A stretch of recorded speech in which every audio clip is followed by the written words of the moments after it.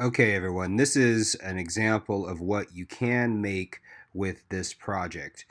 I am going to illustrate on how to make something like this, and I want you to take this concept and run with it and make your own version of this utilizing different materials. I'm going to show you how to get those materials, and I'm going to break this whole thing down for you right now. Hey y'all, it's Mr. White, and I'm back from the dead. Or maybe I just went on a vacation down in Club Med. I can think you can tell that the Club Med part is a lie, because my voice is very fried. So, I'm about to introduce to you a new tutorial, and all of you need to do this and do a screenshot of this of your progress that you make today on the tutorial. You will have until Tuesday of next week to finish this project. I want to see amazing work. I want to show people this work so they know how amazing you are. Be cool. Thanks for waving at me on the cameras. Take care of yourself. Stay out of the studio. Be nice to the substitutes. Have a good one. Goodbye.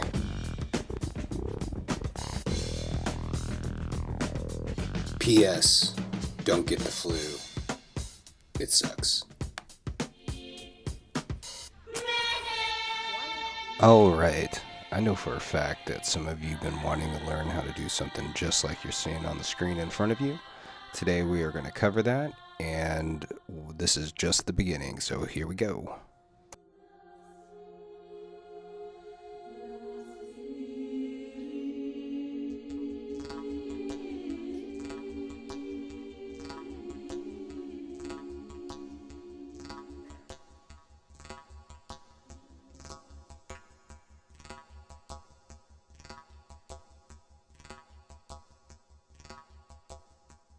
All right, so go to images.google.com, do a search for what you want. So say I'm searching for the flying spaghetti monster.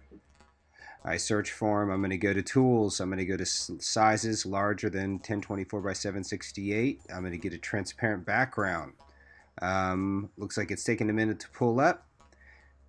And once it does, I find this monster on a wiki page, which means I can use it. You guys can use anything for this project as long as you do not try to make money off of this. This is just a project for high schoolers, so you got a little bit more leeway within this project.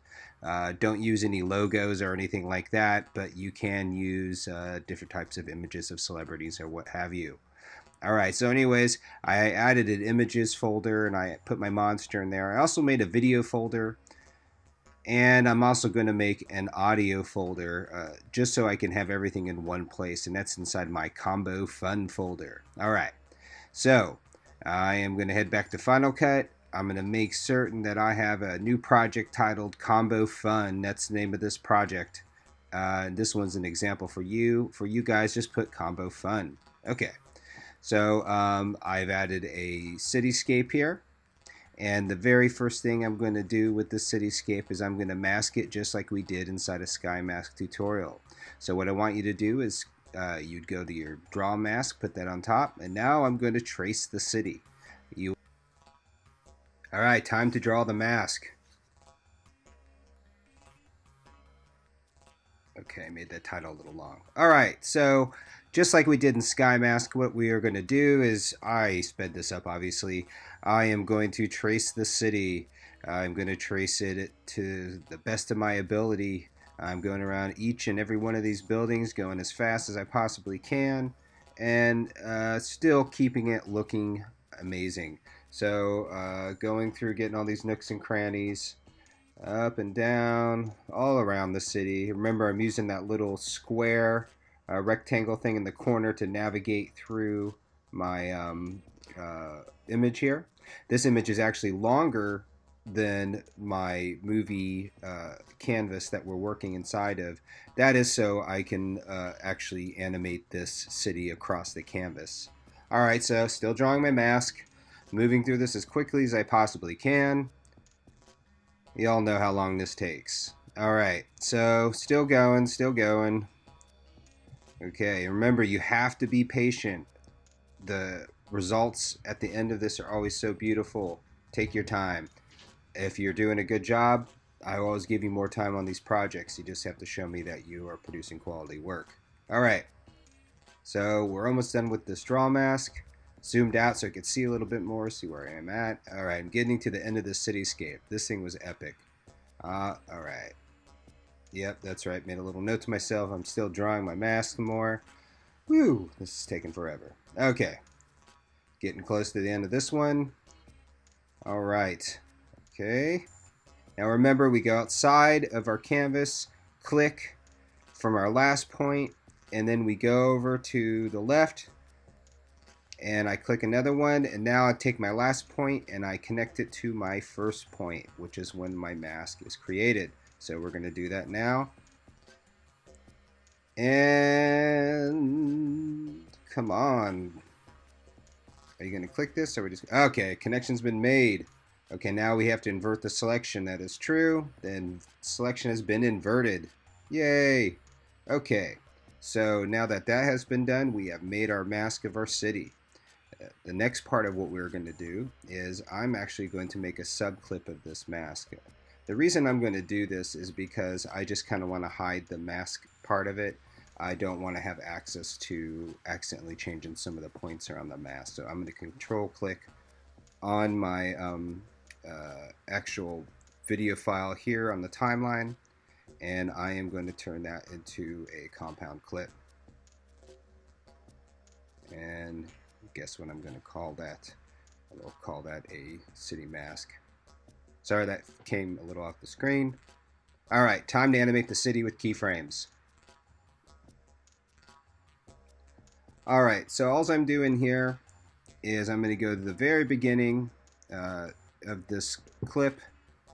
Remember, these still images can be as long as you want them to be. I'm going to go to the very beginning and end, and I'm going to set my keyframes. I'm going to get the city lined up the way in which I want it to be.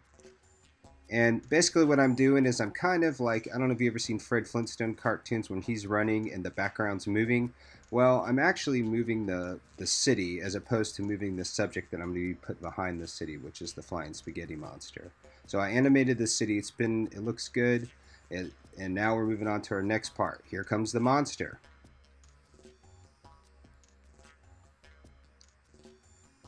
Alrighty, you had a little break there. Okay, so now I'm bringing in my flying spaghetti monster.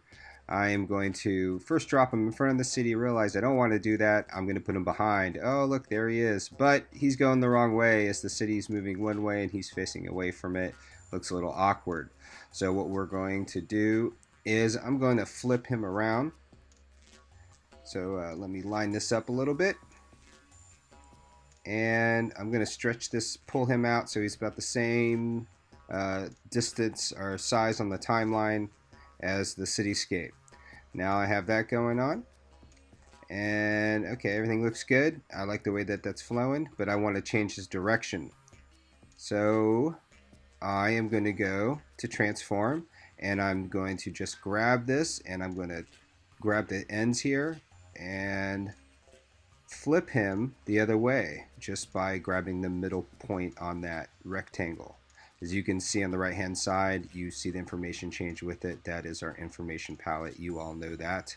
Okay, now I'm getting them all set up, and I am going to begin to create some animations. Alright, that looks pretty good. So now I'm going to click my keyframe for my horizontal and vertical, and I will also be having my I'll be utilizing the Y a lot in this, so he kind of bobs up and down as he's moving through the city, and I'll be utilizing X to kind of speed him up as the city scrolls past him. Remember, the city is animated, so it actually scrolling past him, that sort of Fred Flintstone look that if you ever watched those old cartoons where the background just keeps staying the same.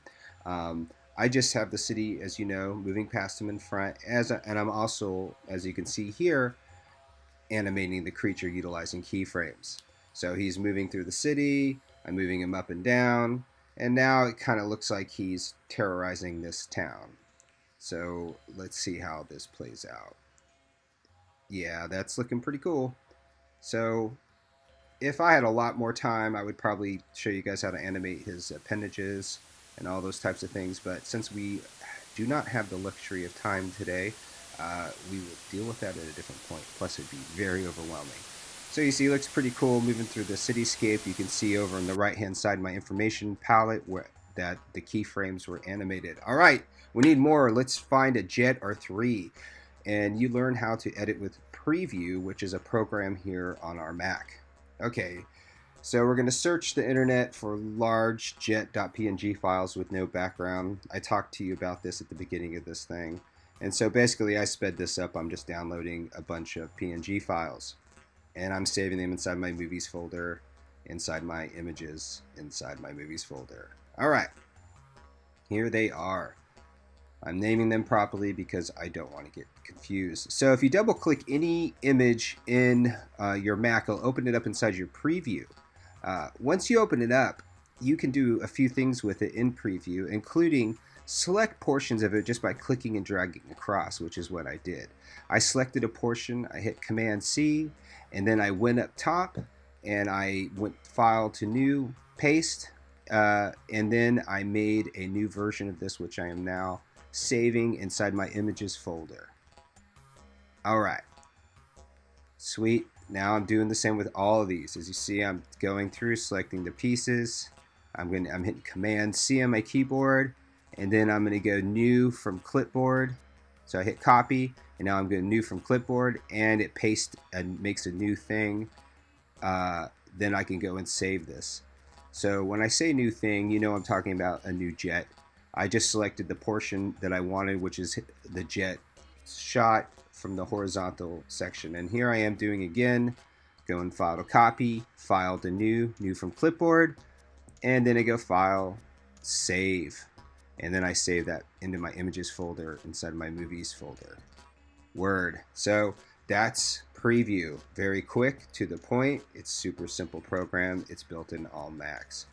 I hope that you find this to be useful because you guys don't have Photoshop yet. All right, now we're moving on to keyframes on the X and Y axis. I sped this part up because you know how to do this by now, so just watch. Okay, so I'm adding the jets to my project, and so I'm sizing them down and I'm getting them lined up the way in which I want. And utilizing X and Y axis, just like we've done a million times, and setting up my keyframes, you know, making those diamonds white, as I'm always telling you, go ahead and get everything in order the way in which I want. And you see I'm beginning to animate these jets so they fly across the screen. So here we go, sizing this one down too. And you see I'm getting this one sped up as well. This was sped up about 500%. So